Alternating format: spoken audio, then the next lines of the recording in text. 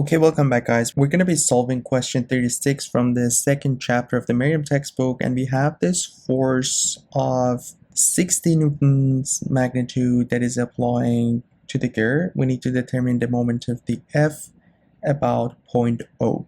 So we're going to start with our 2D shortcut that we have for finding the moment, but before that let's just find the x and y component of this force. So this will be our x component, which would be 60 times sine of 20 degrees, and this will be the y component, which is 60 times cosine of 20 degrees.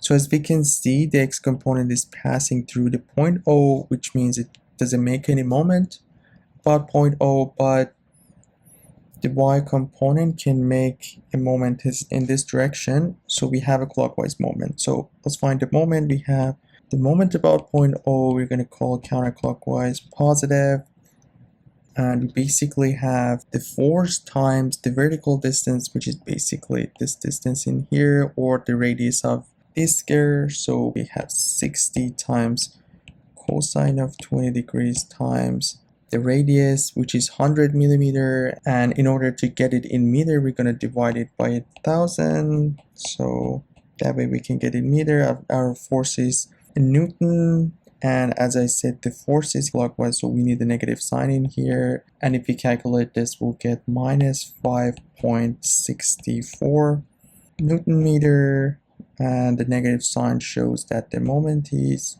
clockwise. So yeah, that would be all for this one. Please make sure to subscribe to the channel, like and comment. Let me know if you have any questions, and I'll see you guys in the next video. Have a good one.